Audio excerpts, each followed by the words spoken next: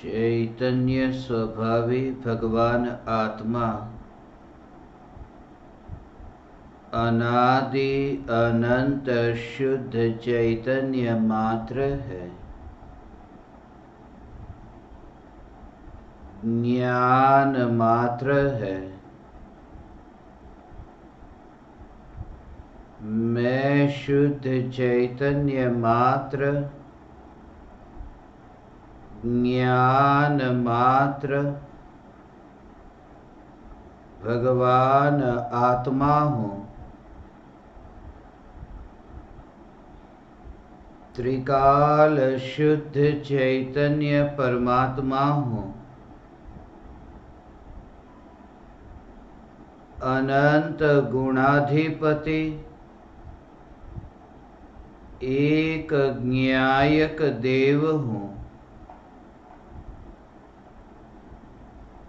अगणित ज्ञेयों के प्रतिबिंबों से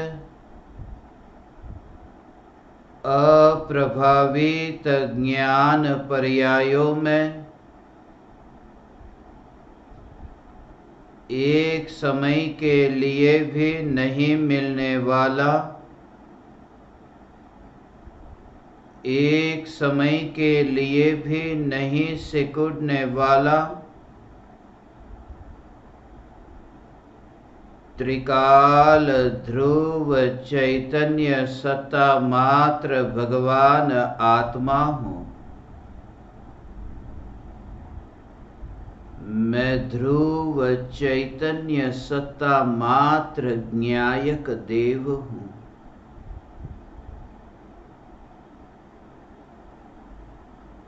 ध्रुव की ध्रुवता के बाहर चैतन्य का कहीं भी विस्तार नहीं है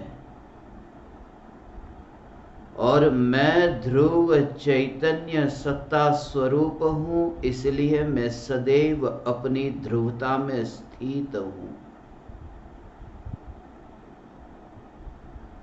ध्रुव अपनी ध्रुवता को छोड़ करके परद्रव्य तो दूर परिणामों में भी प्रवेश नहीं करता। परिणामों में प्रवेश नहीं करता यह कहना भी ठीक नहीं, परिणामों की स्पर्शना भी नहीं करता। जिन्हें परिणाम से कोई लेना देना नहीं, ऐसा यह महान ज्ञायक देव यही मैं हूँ। ऐसा जो चैतन्य तत्व विचार निरंतर चलता रहे। यदि लगातार 6 महीने तक ऐसा तत्व विचार चलता रहे कि मैं ध्रुव ज्ञायक देव पर पदार्थों से, पर भावों से मुक्त होकर के ध्यान में लीन होने की भावना भाने वाले, उपयोग को चित्र विचित्र जगत के ज्ञेयों में भटकता रोक करके एकमात्र ज्ञायक देव में स्थिर करने की भावना भाने वाले, आज तक उपयोग को स्थिर क्यों न कर सके, सभी की यही शंका है। ये चित्त बहुत भटकता है, ये ध्यान बहुत भटकता है। भटकते हुए ध्यान को मैं एकाग्र कैसे करूं? ध्यान का स्वभाव ही है पलटना, पलटना, पलटना, निरंतर परिणमित होना। यह ध्यान का स्वभाव है, क्योंकि ध्यान स्वयं ही पर्याय है। पर्याय तो पलटेगी, पर्याय में परिणमन तो होगा। आज तक ध्यान के जोर से ही ध्यान चाहा था, और जिस समय ध्यान पर जोर न रहा, ध्येय का ध्येय कौन है, यह तत्व विचार प्रारंभ हुआ। ध्यान का ध्येय कौन है? अनुभव कहाँ हो रहा है उस पर जोर नहीं रहा। अनुभव किसके आश्रय से हो रहा है? और जिसके आश्रय से यह अनुभव होता है, यह आत्मा का अनुभव, यह नित्य अनुभव कहा। नित्य अनुभव कहने का प्रयोजन ही यह है क्योंकि जोर नित्य पर होने से वह अनुभव भी नित्य है। आत्मा का अनुभव बस एकमात्र नित्य है, क्योंकि जगत के और भी विषय है, उन विषयों के अनुभव में अनित्य पर जोर होने से वह अनुभव अनित्य है। भले ही आत्मा की अनुभूति की पर्याय एक समय की है, बच्चा इस बात को जानता है कि पर्याय तो एक समय की होती है, फिर यह अनुभूति की पर्याय नित्य क्यों? अनुभूति की पर्याय नित्य इसलिए क्योंकि पर्याय में अनित्यता का विकल्प ही नहीं है। पर्याय में पर्याय का जोर नहीं है। भले ही केवल ज्ञान की पर्याय और मोक्ष की पर्याय एक समय के अनित्य है, फिर भी वह नित्य मोक्ष है, नित्य केवल ज्ञान है। यह आत्मा की अनुभूति एक समय की पर्याय है, मगर अनुभूति यह नित्य है क्योंकि नित्य पर जोर है।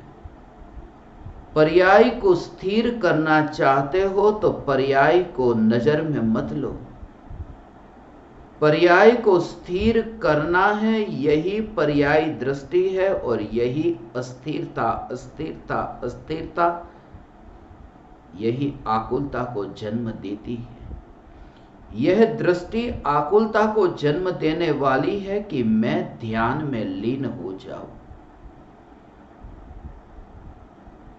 तत्व विचार के चिंतन की प्रक्रिया के बारे में कुछ सूक्ष्म राज है जिसके बारे में हम चर्चा करें, विचार करें कि चैतन्य तत्व विचार निर्विकल्प अनुभूति के काल में जो ध्रुव ज्ञायक देव पर दृष्टि है, जोर है।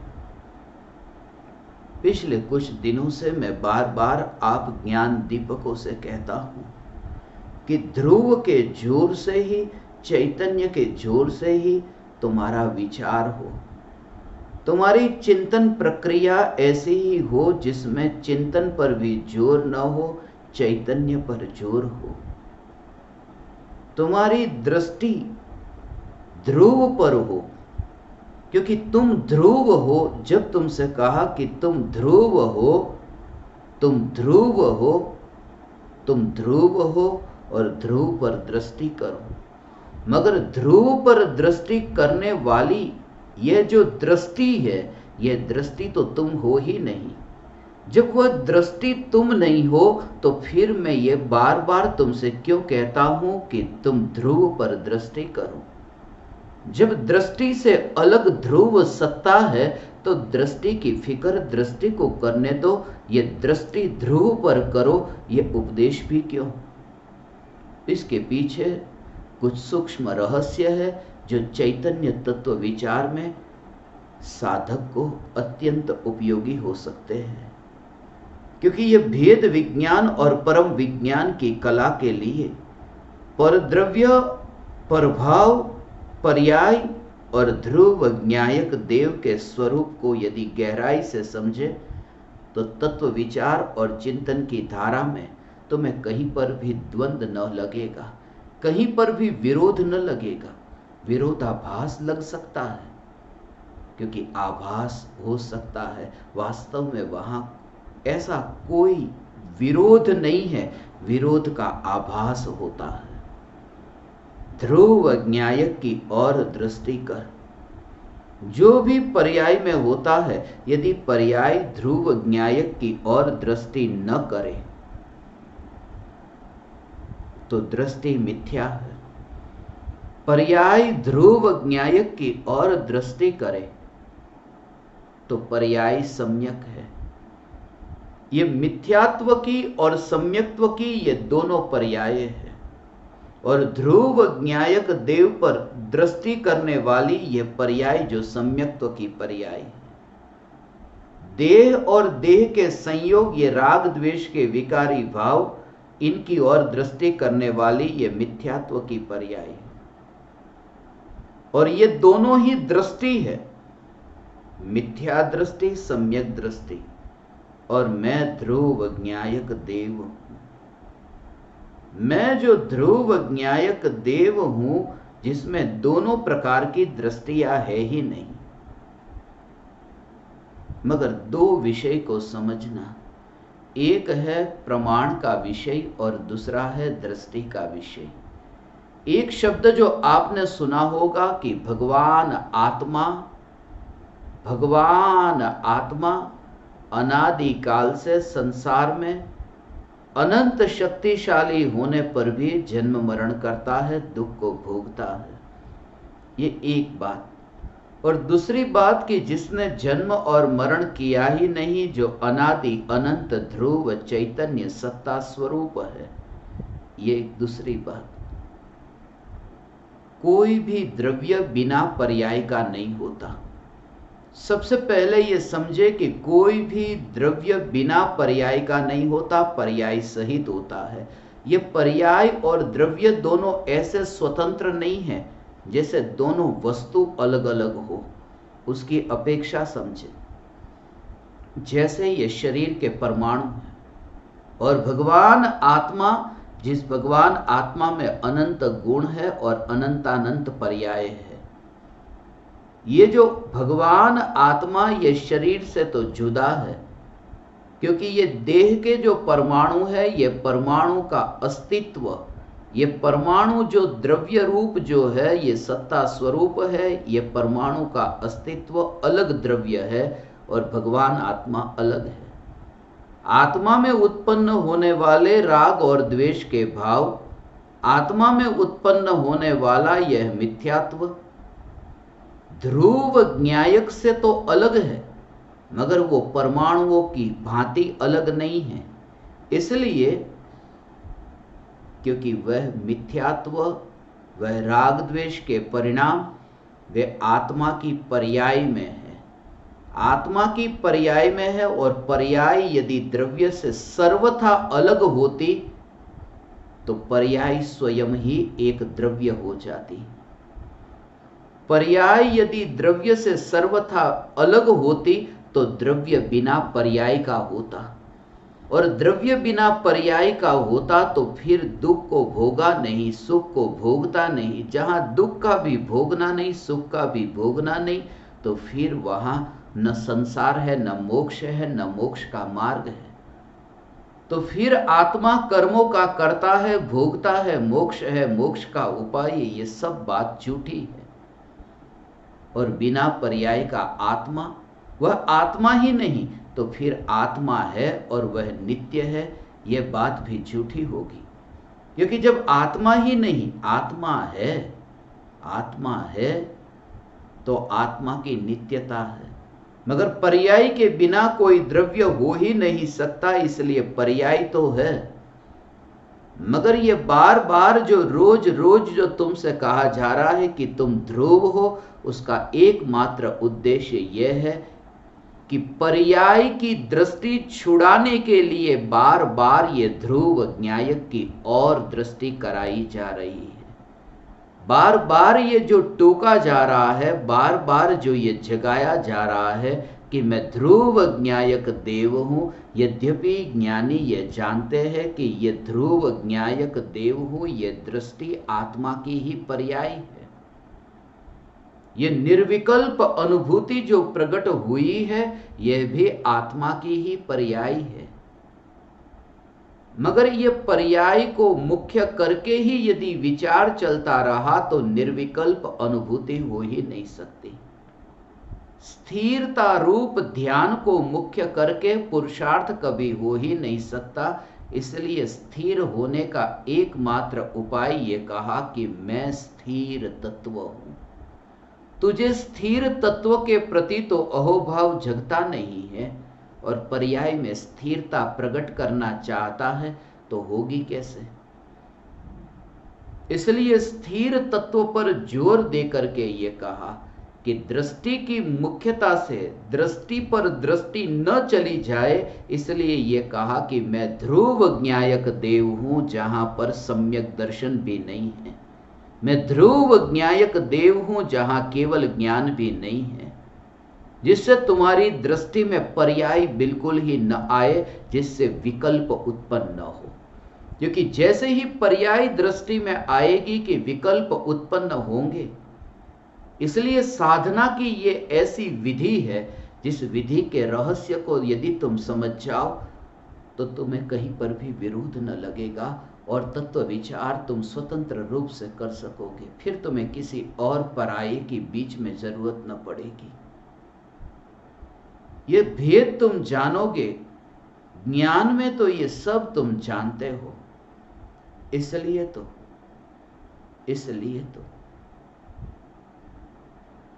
निर्विकल्प अनुभूति को उपलब्ध ज्ञानी, जिनको पर्याय ज्ञान में जानने में आई मगर पर्याय की पकड़ न रही, और इसी वजह से सम्यक दर्शन टिक कर के रहा अनुभूति छूटने पर भी। इस बात को समझना। जैसे 4 बजे निर्विकल्प अनुभूति हुई, 1 मिनट तक निर्विकल्प अनुभूति रही, निर्विकल्प अनुभूति छूट गई। ये 1 मिनट तक ये निर्विकल्प अनुभूति रही। स्व संवेदन प्रत्यक्ष निर्विकल्प अनुभूति का काल, वह 1 मिनट का काल, अनुभूति छूट गई। माने वो अनुभूति की पर्याय का व्यय हो गया और विकल्प उत्पन्न हुआ। एक पर्याय की मृत्यु हुई, नई पर्याय उत्पन्न हुई। जब 4:01 पर यह लिखने का या बोलने का विकल्प आया, अहो अहो श्री सद्गुरु करुणा सिंधु अपार, ये जो बोलने का और लिखने का विकल्प आया, उस समय 4:01 पर, 4:02 पर, 4:03 पर, 4:04 पर, ये जो काल है, उस काल में वे सम्यक दृष्टि है, निर्विकल्प अनुभूति नहीं। फिर भी सम्यक दृष्टि क्यों है? क्योंकि निर्विकल्प अनुभूति छूटने पर भी, निर्विकल्प अनुभूति छूटने पर भी उन्होंने पर्याय को पकड़ा होता तो वो अनुभूति छूटने पर वो पर्याय को पकड़ने चाहते। वो अनुभूति छूट गई तो छूट गई। 1 मिनट में अनुभूति की पर्याय का व्यय हो गया तो हो गया। ध्यान छूट गया, निर्विकल्प ध्यान में से बाहर आ गए, मगर वो ध्यान की पर्याय में रुचि होती तो फिर उस रुचि के कारण मिथ्या दृष्टि रहते, वो पर्याय के पीछे भागते। जो पर्याय भाग गई है, जो पर्याय मर गई है, मगर पर्याय के मरने पर भी, अनुभूति के मरने पर भी दृष्टि त्रिकाली ध्रुव पर है। और 4:01 पर ध्रुव पर दृष्टि आई, ऐसा नहीं।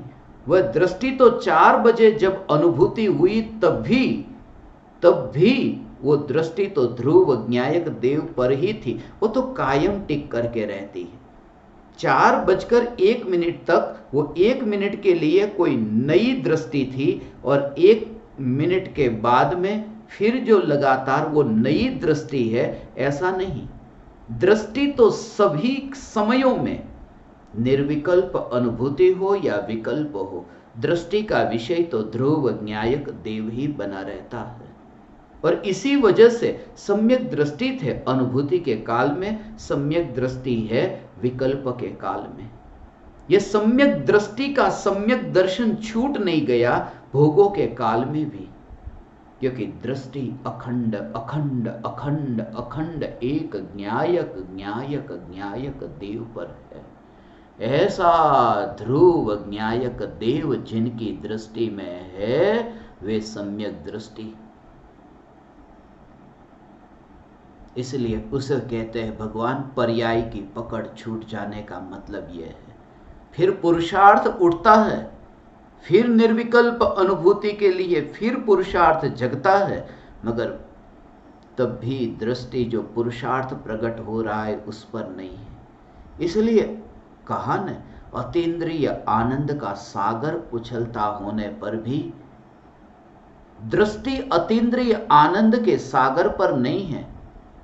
दृष्टि है वो आनंद का कंद है, वो आनंद जो ध्रुव है उस ध्रुव पर दृष्टि है और अतीन्द्रिय आनंद का सागर उछलता है, जानने में आता है। और जानने में क्यों आ जाता है ये भी फिक्र नहीं है, इसका भी विरोध नहीं है। सहज ये स्वभाव है ज्ञान का कि जिसमें अतीन्द्रिय आनंद प्रतिबिंबित होगा। इसलिए अतीन्द्रिय निराकुल आनंद को भी भोगने जाता नहीं है भगवान। आत्मा ये अतीन्द्रिय आनंद को भोगने जाता नहीं है, भोग होता है, भोग होता है। नृत्य करने वाला मर गया, सिर्फ नृत्य ही रह गया।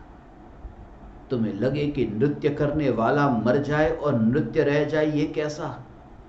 चित्र बनाने वाला मर जाए और चित्र रह जाए, ये तो संभव है, क्योंकि चित्रकार और चित्र के बीच में फासला है। चित्रकार अलग है, चित्र अलग है। मगर ये नृत्यकार और नृत्य, ये तो नृत्यकार का ही ये रूप है जो नृत्य है, मगर वहां नृत्यकार मर गया, अर्थात मैं ये नृत्य करता हूं ये भाव ही मर गया, सिर्फ नृत्य रह गया। जब उपयोग अंतर्मुख होता है, निर्विकल्प अनुभूति रह जाती है, मैं अनुभव करने वाला हूं, ये भाव भी मर जाता है। सिर्फ मोह मरा, उसका अर्थ यह नहीं है कि देह में से ममता का भाव मर गया। मोह मरा, उसका अर्थ यह नहीं है कि परिवार जनों में अपनापन न रहा। मोह मर जाने का भाव यह है कि अनुभव का कर्ता भी मैं नहीं, अनुभूति हो रही है। ये अकर्ता भाव से सहज जानना हो रहा है, ऐसा सहज जानना हो रहा है। हे ज्ञान दीपक, ये प्रयोग है।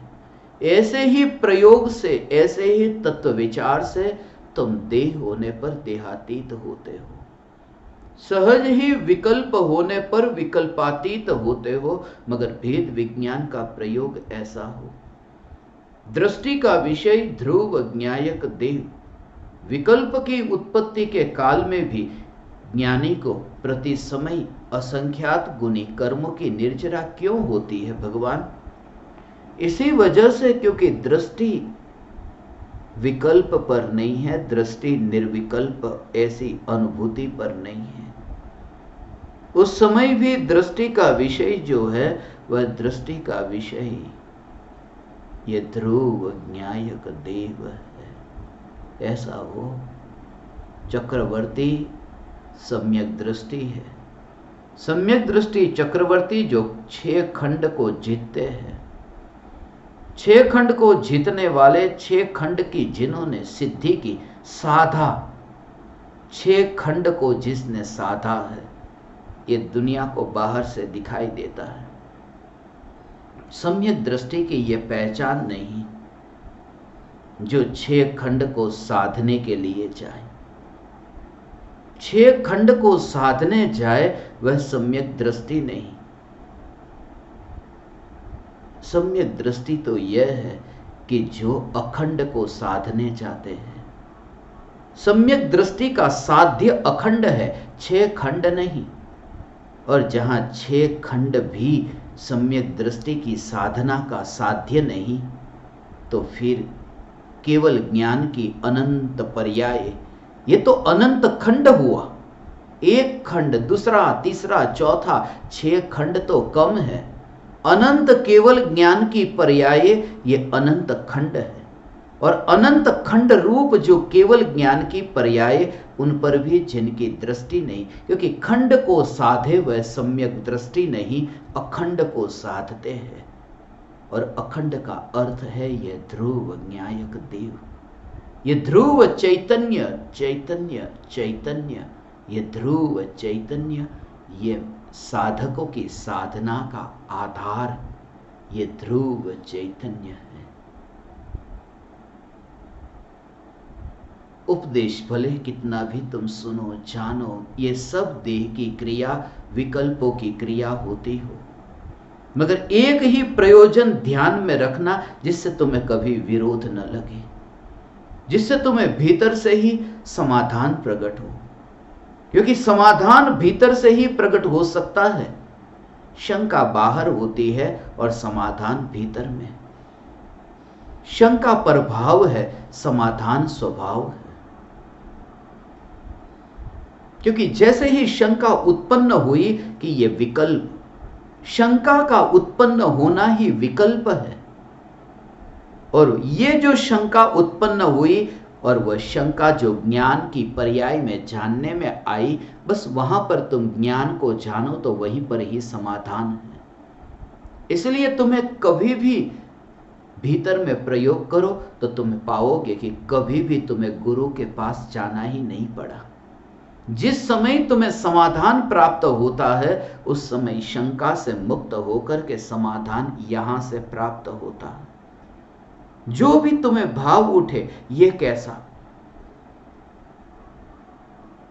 कर्म की प्रकृतियां कितनी है, ये विकल्प तुम्हें उठे, तुरंत ही ये जो शंका उत्पन्न हुई वर्तमान में अज्ञान है, वर्तमान में ये जानता नहीं हूं, ये विकल्प उत्पन्न हुआ।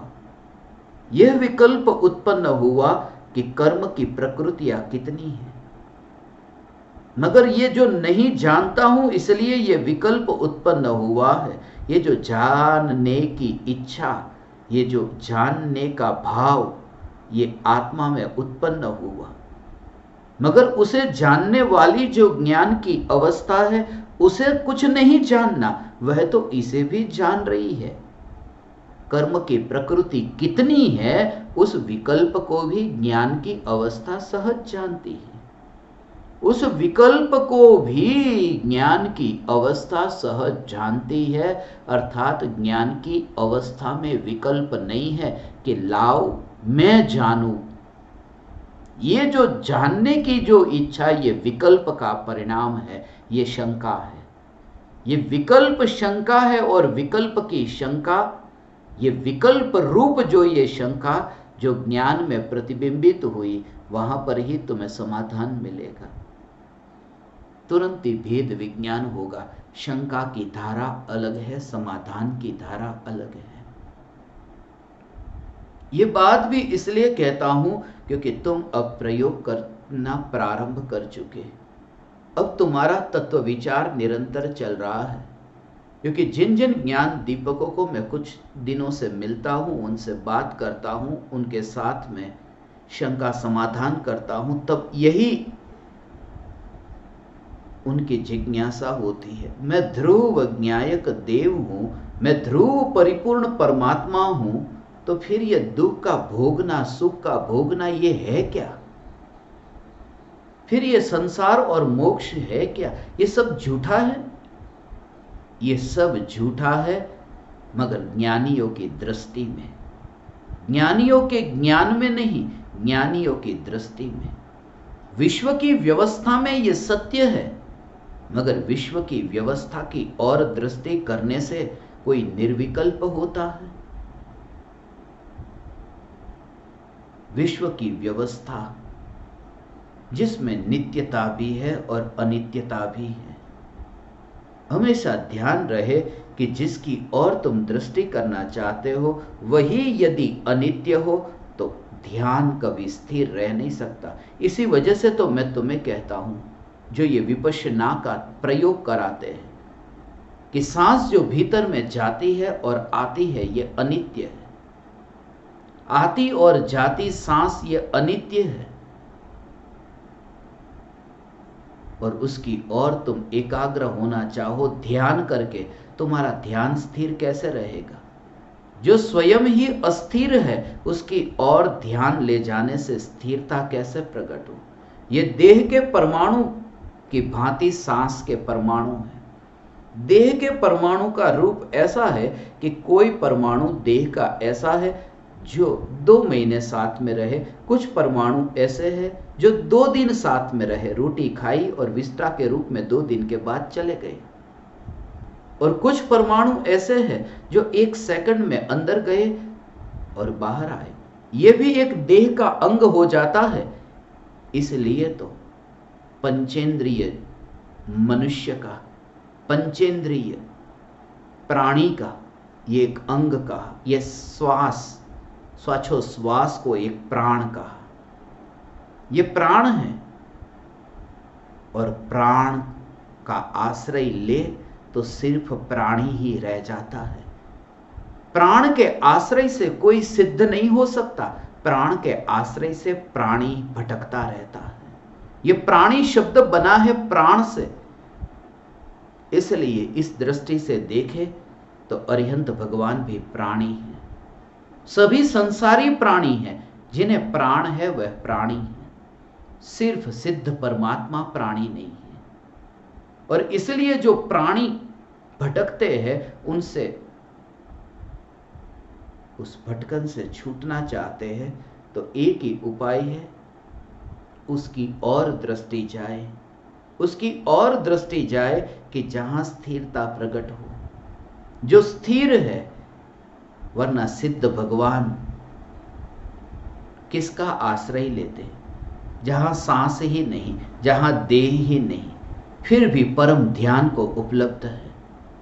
और एक बात खास ध्यान में रहे कि साधना यदि झूठी दिशा से शुरू हुई तो कभी सच्ची दिशा तक पहुंच नहीं सकती। इसलिए साधना, यदि कोई कहे कि शुरुआत में तो सांस से शुरुआत करो और फिर आत्मा में चले जाओ, ये कभी नहीं हो सकता कि जड़ की दिशा में तुम यात्रा करो और फिर तुम चेतन की दिशा में यात्रा करना। इतना वापिस लौट करके आना पड़ेगा। गाड़ी तो तुम्हारी झूठी दिशा की ओर जा रही है। मैं कहता हूं ना कि टैक्सी में बैठने के लिए एक आदमी ने पूछा है, टैक्सी वाले को कितना पैसा लगेगा, मुझे यहां जाना है। उसने कहा 200 रुपये। मगर थोड़ा उसने सोचा कि मैं आगे चल लेता हूं और चल लिया कि 200 रुपये खर्च करूं, कोई कंजूसों का मारवाड़ी, 200 रुपये खर्च करूं यहां तक जाने का। उसने पैदल चलना शुरू कर दिया और पहुंच गया, मगर वो जगह तो आई ही नहीं। उस समय फिर उसे ये विचार आया कि अब क्या करूं। किसी टैक्सी वाले को पूछना ही पड़ेगा कि भाई तू ले जा।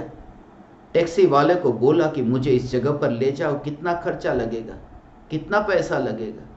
टैक्सी वाले ने कहा 400 रुपये।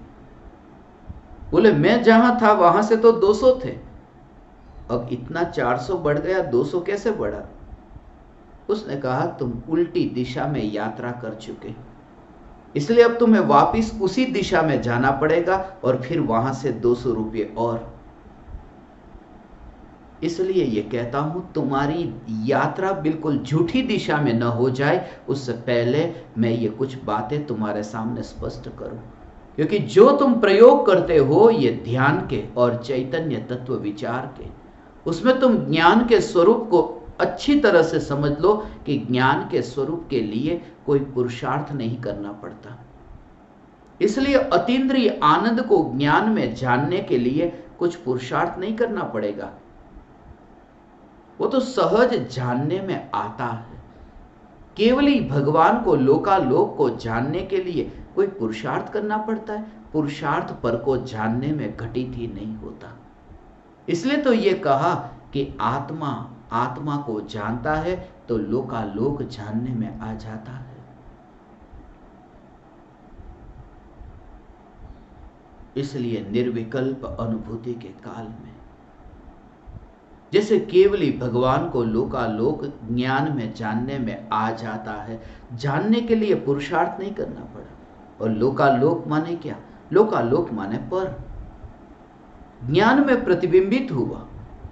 ये लोकालोक ज्ञान में प्रतिबिंबित हुआ, मगर दृष्टि तो ध्रुव ज्ञायक देव पर है।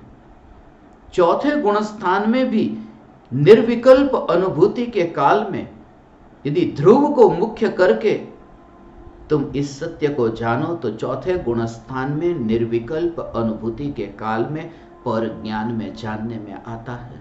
अनुभूति के काल में, क्योंकि जो अतीन्द्रिय आनंद का सागर उछला वह पर्याय है, वो ध्रुव से अलग है। ध्रुव की मुख्यता से देखो तो वह पर है, इसलिए वो पर प्रतिबिंबित होता है। जानने जाना नहीं पड़ा, जैसे केवली को पर को जानने जाना नहीं पड़ता, ऐसे ही निर्विकल्प अनुभूति के काल में ये अतीन्द्रिय आनंद को जानने जाना नहीं पड़ा। ये अतीन्द्रिय आनंद प्रतिबिंबित हुआ, मगर पूरा जोर है चैतन्य पर। इसलिए इस चैतन्य तत्व विचार को मैं कहता हूं चैतन्य के जोर से। मैं ये नहीं कहता अतीन्द्रिय आनंद के जोर से, ये कहता हूं चैतन्य के जोर से। ध्रुव न्यायक देव, यह चैतन्य के जोर से। तो फिर तुम्हें समझ में आएगा कि यहां वितरागी परमात्मा ने जो अनेकांत स्वरूप समझाया, वो अनेकांत का भाव ये है। इसलिए जब भी तुम्हें पर्याय में अशुद्धता होने पर, जब भी तुम्हें मैं कहूं कि तुम ध्रुव न्यायक देव हो, पर्याय तुम्हारे में है ही नहीं, तुम तो वह व्यक्ति हो जिसका कोई बाप नहीं, जिसका कोई बेटा नहीं। तुम वह ध्रुव न्यायक सत्ता हो कि जिसका कभी जन्म नहीं हुआ, जिसने किसी को जन्म नहीं दिया। तब इस सब बातों का सार तुम इतना समझ लेना, सार सिर्फ इतना समझ लेना कि जो मैं कह रहा हूं ध्रुव, उसकी और दृष्टि किए बिना साधना नहीं हो सकती है। इसलिए दृष्टि का विषय यह ध्रुव न्यायक देव है। इस वजह से यह कहा कि वहां पर्याय है ही नहीं, वहां पर्याय नहीं है। द्रव्य में पर्याय नहीं है ऐसा नहीं है, द्रव्य में पर्याय है, मगर द्रव्य में जो पर्याय है उस पर्याय की निर्मलता के लिए जिस पर दृष्टि करनी है, ऐसा जो ध्रुव चैतन्य, उस ध्रुव चैतन्य में पर्याय नहीं है। ऐसा जब दृष्टि में आए तब पर्याय में सम्यक दर्शन प्रकट होता है। ऐसा भगवान आत्मा, हे ज्ञान दीपक भगवान, इतना सूक्ष्म भाव है। ऐसे तुम पन्ने को पलटते जाओ तो समझ में नहीं आएगा, पन्ने को पलटने से समझ में नहीं आएगा। इसलिए प्रत्यक्ष सत्संग, इसलिए आज का ये जो विषय है बहुत महत्वपूर्ण है, जिससे भविष्य में जो विषय आएगा चैतन्य तत्व विचार में तुम्हें समझने में इतना इतना उपयोगी होगा। फिर तुम्हें कहीं पर भी विरोध नहीं लगेगा। तुम खाना बनाओ, तुम भोजन करो, तुम दुकान पर जाओ, तुम परिवारजनों के संग में बैठे, फिर तुम्हें वो ध्रुव ध्रुव ध्रुव की और दृष्टि रहेगी और ये सब तुम्हारे ज्ञान में जानने में आएगा। इसलिए तुम्हें ऐसा नहीं लगेगा कि ये सब नहीं है, ये सब नहीं है, ऐसा नहीं, ये सब की सत्ता है। छहो द्रव्य की सत्ता है, क्योंकि छहो द्रव्य में अस्तित्व नाम का गुण है, अस्ति है, सत्ता है। मगर जो सत्ता है उसको दृष्टि में लेने से मेरी ये जो वर्तमान की पर्याय में अस्थिरता उत्पन्न होती है। पर पदार्थ का सत्ता रूप होना इस पर्याय को स्थित करने में कारण नहीं बनता, क्योंकि उसका वियोग है, देह का वियोग है और पर्याय का पलटना है। देह का वियोग होता है कि फिर तड़पना होगा, पर्याय का पलटना होता है कि फिर तड़पना होगा। इसलिए दोनों को कहा कि ध्रुव न्यायक को दृष्टि में लो, जिसमें ये देह भी नहीं और ये परिणाम भी नहीं, ये पर्याय भी नहीं, मैं अखंड न्यायक देव। इसलिए प्रत्येक सम्यक दृष्टि चैतन्य चक्रवर्ती है जो अखंड को साधता है। हे ज्ञान दीपक, ये अखंड की साधना है। इसलिए कहा ज्ञान में, पर्याय में, ये सब जानने में आए। इसलिए जितना जितना तुम्हारे में पर्याय में शुद्धता रूप जो परिणमन होगा, वह शुद्धता रूप परिणमन ये तुम्हारे ज्ञान में जानने में आएगा। तुम्हें ये पता चलेगा, ये सब तुम्हारे ज्ञान में जानने में आएगा। किसी पर तुम्हें क्रोध आएगा तो क्रोध भी तुम्हारे ज्ञान में जानने में आएगा। वस्तु का लोभ होगा, यह भी तुम्हारे ज्ञान में जानने में तो आएगा। और फिर भी तुम मानोगे कि मैं ध्रुव न्यायक देव हूं, क्योंकि जो ये ज्ञान में जानने में आ रहा है उसको तुम जन्म मरण, उसको तुम उत्पाद व्यय वाला देखते हो, और उसको उत्पाद व्यय वाला देखते हो इस वजह से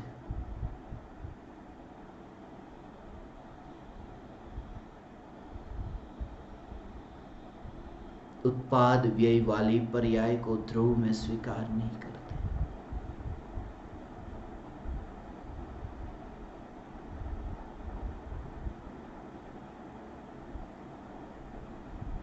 दृष्टि न्यायक देव पर कर तू, ये व्यवहार की बोलने की भाषा है। ध्रुव न्यायक देव पर हे ज्ञान दीपक तू दृष्टि कर, ये बोलने की भाषा है, ये उपदेश की भाषा है।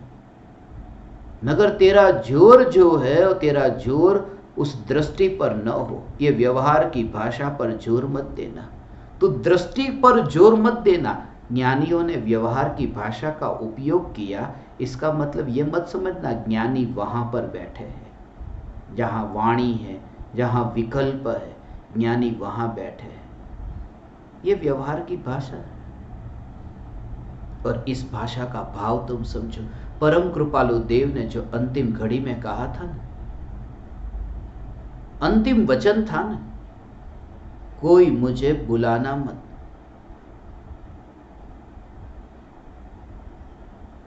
मैं अपने आत्म स्वरूप में लीन होता हूं। यह लीन होने वाला कौन है? यह लीन होने वाली तो पर्याय है। मैं कहा, मैं अपने आत्म स्वरूप में लीन होता हूं। यह लीन होने वाली तो पर्याय है, और पर्याय तो मैं हूं ही नहीं।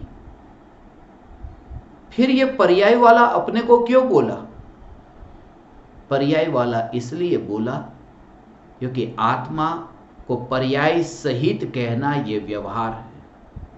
और कहा था ना, किसी पराये के साथ में वार्तालाप हो रहा था ना, किसी पर के साथ में वार्तालाप हो रहा था, इसलिए पर को यह कहा कोई मुझे बुलाना मत। यह भी एक व्यवहार था, कोई मुझे बुलाना मत, मैं अपने आत्म स्वरूप में लीन होता हूं। यह व्यवहार की भाषा है। मगर दृष्टि का जोर वहां नहीं है, मैं अपने आत्म स्वरूप में लीन होता हूं। जिस समय वे कहते हैं कि मैं अपने आत्म स्वरूप में लीन होता हूं, उस समय उन्हें पता नहीं है आत्म स्वरूप क्या है। आत्म स्वरूप क्या है? जब तुम किसी व्यक्ति को यह कहते हो कि तुम मुझे अभी रोकना मत, मैं अपने घर की ओर जाता हूं, उस समय तुम्हें पता नहीं है कि घर कौन सा है, फिर भी तुम बोलते हो मैं घर की ओर जाता हूं। उस समय तुम्हें नई ये तैयारी नहीं करनी पड़ती कि ये जो घर की ओर जा रहा हूं ये घर मेरा है, वो तो तुम मानते ही हो। मगर भाषा ऐसी है, मैं अपने घर की ओर जा रहा हूं। वास्तव में तो तुम्हारी दृष्टि में रास्ते पर भी घर ही है। परम कृपालु देव जब ये कहते हैं कि मैं अपने आत्म स्वरूप में लीन होता हूं, तो ये पर्याय की गति की बात है, पर्याय की यात्रा की बात है। मगर निर्विकल्प अनुभूति में घर का दर्शन हो चुका है, इसलिए विकल्प के काल में भी उनकी दृष्टि में तो वह निज घर ही है, यह चैतन्य ध्रुव न्यायक देव ही है। इसलिए पर्याय और द्रव्य ये दोनों एक नहीं है, ये है अलग अलग। अनुभव जहां होता है वह पर्याय और त्रिकाली ध्रुव है अलग अलग। यदि अलग अलग नहीं होते तो पर्याय ये शब्द बोलने की भी जरूरत क्या थी? द्रव्य और पर्याय के ये भेद खड़े करने की जरूरत क्या थी? मगर है ये दोनों अलग अलग।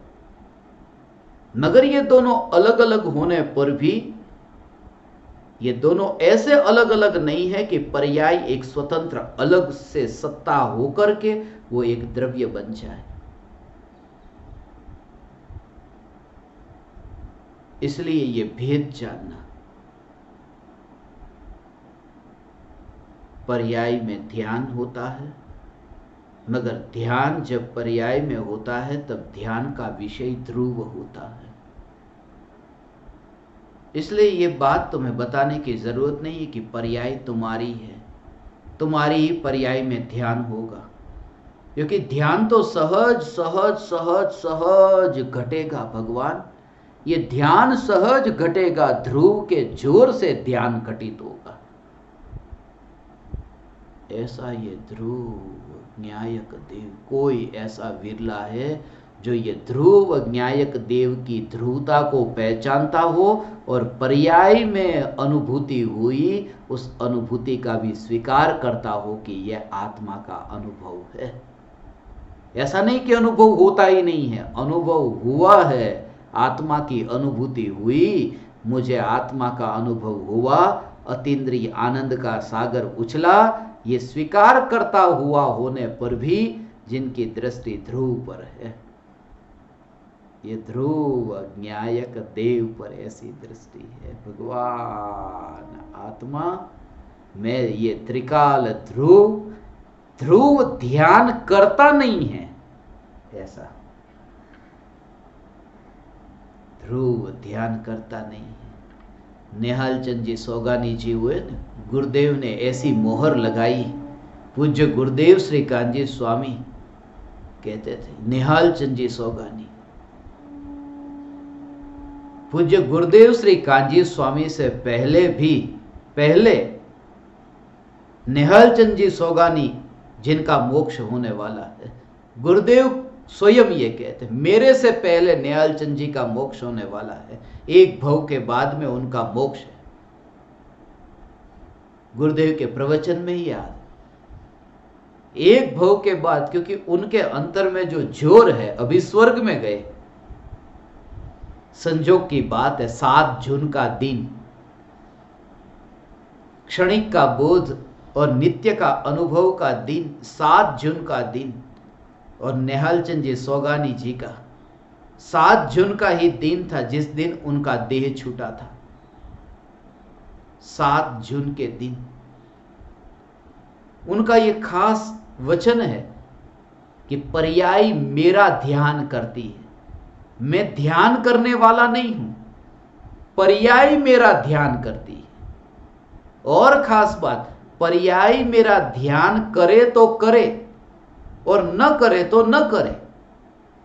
मैं कौन हूं? मैं ध्यान का ध्येय हूं, यह भी समझाने के लिए हूं। बहुत सूक्ष्म बात है, बहुत सूक्ष्म बात है। मैं ध्यान करने वाला हूं, उसमें भी ध्यान का विकल्प आया नहीं। और मैं ध्यान का ध्यान करने वाला नहीं हूं, मैं तो ध्यान की पर्याय का ध्येय हूं। मैं ध्यान की पर्याय का ध्येय हूं, मगर ध्यान की पर्याय भी बीच में याद आई ना, ध्यान की पर्याय का ध्येय। यहां तो ये कि ध्यान करने वाला भी नहीं और ध्यान करने वाली जो पर्याय है उस पर्याय का ध्येय, ऐसा भी विकल्प नहीं।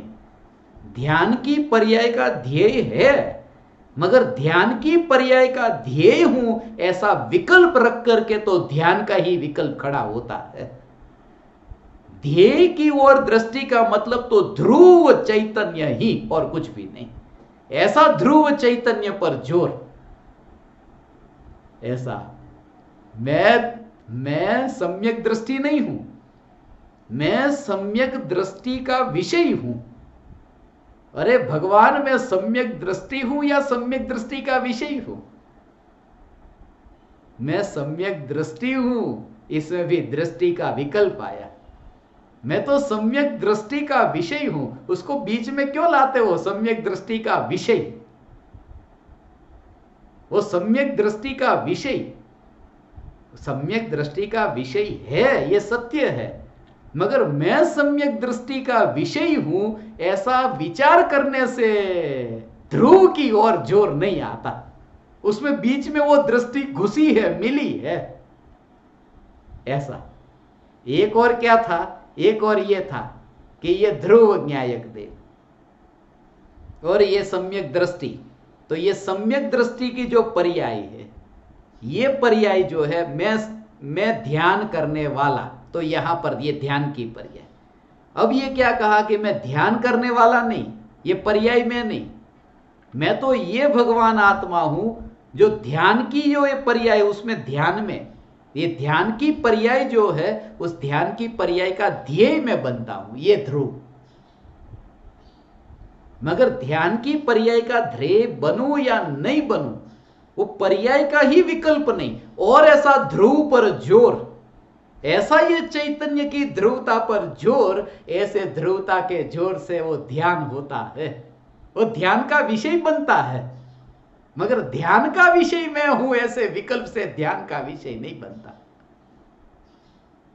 ऐसा त्रिकाल ध्रुव चैतन्य ज्ञायक देव, ऐसा ध्रुव चैतन्य ज्ञायक देव ऐसा कहते थे। वो कहते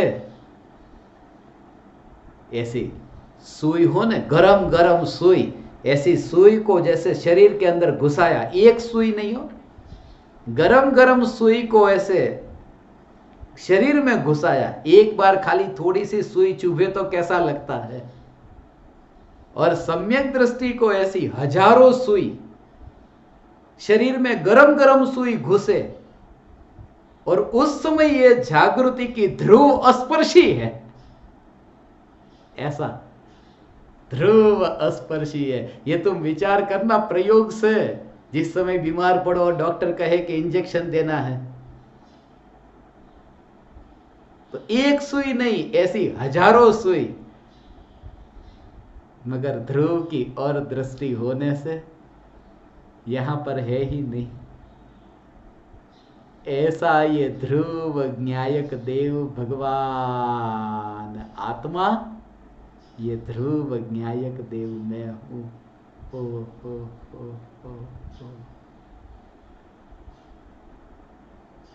दुनिया समझे या न समझे इस रहस्य को, हे ज्ञान दीपक तुम कम से कम समझना।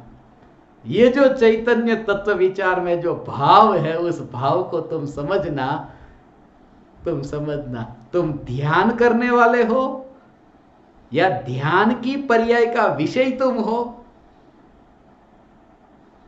मैं जब चैतन्य तत्व विचार करता हूं, उस समय तो मेरे विचार में कौन किसका जोर है? ध्यान करने वाले का जोर नहीं है, ध्यान का जो विषय है उसका जोर नहीं है, मेरा जोर है चैतन्य ध्रुव पर। बस ये चैतन्य ध्रुव पर, क्योंकि दूसरा कोई नहीं समझे उससे इतना दुख नहीं होगा। मगर तुम यदि ये भाव नहीं समझे तो ऐसा लगे इतना इतना इतना समय रोज रोज ये गला फाड़ फाड़ करके बोला है, और तुम भी ये नहीं समझे ध्रुव ध्रुव और ध्रुव का भाव। ऐसा ऐसा है। ओ। हे ज्ञान दीपक अलहल्लाज मंसूर हुआ ना, उसका गुरु था ना जुन्नैद।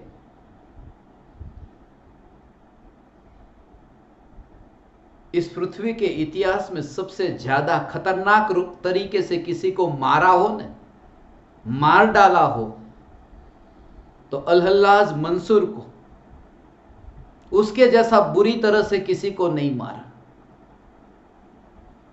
उसका गुरु भी डर गया था उसके इस वक्तव्य से।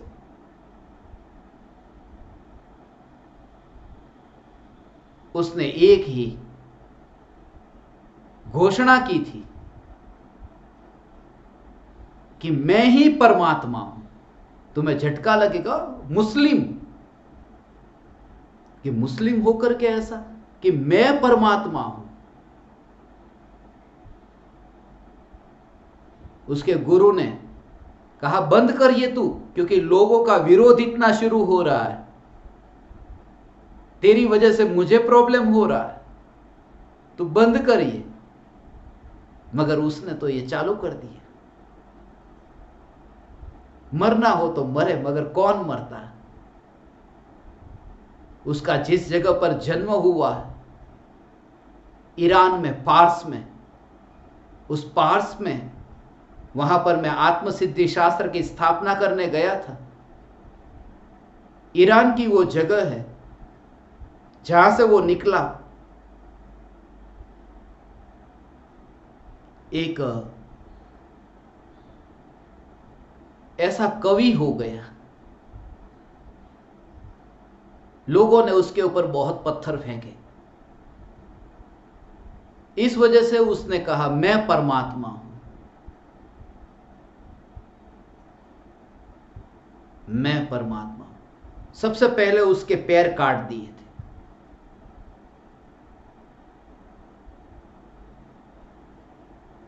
उसके बाद में फिर उसकी आंखें फोड़ दी। जीसस को भी उतना बुरी तरह से नहीं मारा जितना मंसूर को मारा। और मंसूर शब्द का अर्थ भी अपनी भाषा में करो तो अरिहंत होता है। मंसूर का अरब के देशों में मंसूर शब्द का अर्थ है जो विजेता हो गया, विकारों पर विजेता हो गया, अरिहंत हो गया। मंसूर। मगर जब लोगों ने इतने पत्थर फेंके, उसका गुरु बहुत परेशान था। जब उसको मारते थे उस समय वहां पर 1,00,000 लोगों की भीड़ इकट्ठी हुई थी। लोग पत्थर फेंकते थे उसके ऊपर, मार डालो, ये कहता है कि मैं परमात्मा हूं। और उस भीड़ में जुन्नैद भी गया था, क्योंकि नहीं जाता तो उसको भी मारते। और सब लोग पत्थर फेंकते थे। और अल-हल्लाज मंसूर हंसता था। सब लोग पत्थर फेंके और वो हंस रहा था। जुन्नैद भी वहां गया, मगर वो पत्थर लेकर नहीं गया, वो अपने पास फूल लेकर गया था। उसने फूल फेंका, क्योंकि कुछ तो फेंकना पड़ेगा। यदि नहीं फेंकेगा तो लगेगा कि ये हमारे साथ में नहीं है, इसलिए कुछ तो फेंकना था। उसके गुरु ने पत्थर के बदले में फूल फेंका। और जिस समय फूल फेंका उस समय मंसूर रोने लगा। जब पत्थर फेंके जा रहे थे तब वो हंस रहा था, और फूल फेंका तब वो रोने लगा। जब उसे पूछा गया कि तू क्यों रो रहा है, उसका कहना था इनके पत्थर मुझे इतने ज्यादा नहीं चुभे, आपका फूल चुभ गया। क्योंकि ये जो पत्थर फेंकते हैं ये तो अनजाने में फेंकते हैं, ये तो मेरे करीब नहीं थे और फेंकते हैं। आप मेरे करीब रहकर के भी आप में ये भाव आया कि फूल फेंकूं, इस वजह से मुझे रोना आ गया। अभी मेरे मुंह से निकल गया कि कम से कम तुम तो मुझे समझना। ये ध्रुव का जो भाव है उस भाव को समझना। दूसरे ये समझे या न समझे, दूसरे के पत्थर बर्दाश्त करूंगा, तुम्हारे फूल बर्दाश्त नहीं कर सकूंगा। मैं ध्रुव चैतन्य चैतन्य चैतन्य ही हूं। मेरी हा में हा मिलाओ ऐसा नहीं कहता। तुम्हारा अंतर आत्मा ये स्वीकार करे कि ध्रुव ही हूं, ऐसा ध्रुव ही हूं, ध्रुव ही हूं, ध्रुव ही हूं। और ये औषधि है, ये औषधि तो ऐसी है।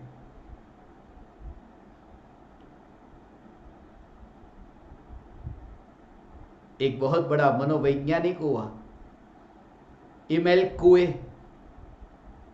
कुए ये कहता था कोई यदि वैद्य, कोई डॉक्टर हो और अपने हाथ से तुम्हें सिर्फ पानी भी ठीक तरह से दे दे न, तो भी अच्छा से अच्छे मरीज ठीक हो जाते हैं। एक श्रद्धा की बात तो ऐसी ही है। इनका जो पानी है उसमें भी कुछ मंत्र होंगे, उस भाव से ही वो ठीक होने लगता है। जैसे मैं कहता हूं ना, मंत्र में और कुछ भी नहीं, मगर मंत्र में जो श्रद्धा है उस श्रद्धा से ही तुम्हारे में परिवर्तन आता है। ये श्रद्धा, इसलिए कहता हूं जब मैं तुम्हें कहूं ध्रुव चैतन्य, तो हा में हा मत मिलाना, तुम्हारा अंतर आत्मा ये स्वीकार करे बिना बोले, मौन होकर के, कि मैं ध्रुव चैतन्य मात्र ज्ञायक देव हूं। धन्य है वे ज्ञानी पूज्य गुरुदेव श्री कांजी स्वामी, परम कृपालु देव निहाल चंद जी सोगानी, ऐसे अनेक ज्ञानी। धन्य है जिनका योग मिला, वरना हमें कैसे पता चलता कि मैं ध्रुव चैतन्य सत्ता मात्र ज्ञायक देव हूं। हे ज्ञान दीपक, तुम्हारा अंतर्नाद मौन की भाषा में ये स्वीकार करे, ध्यान की अनुभूति में ये स्वीकार करे कि मैं ध्रुव चैतन्य सत्ता मात्र ज्ञायक देव हूं। धन्य है वे ज्ञानी जिन्होंने ये ध्रुव की सत्ता पहचानी, मैं ध्रुव चैतन्य सत्ता मात्र ज्ञायक देव।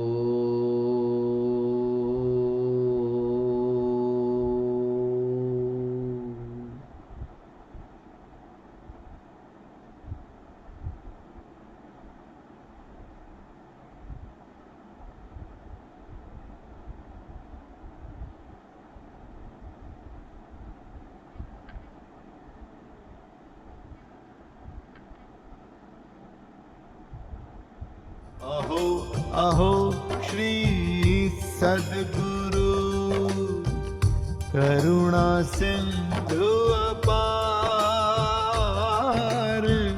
इस पामर पर प्रभु किया अहो अहो उपकार,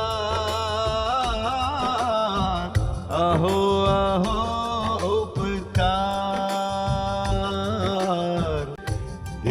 सहित जिनकी दशा वरते देहातीत, उन ज्ञानी के चरण में हो वंदन अगणित, हो वंदन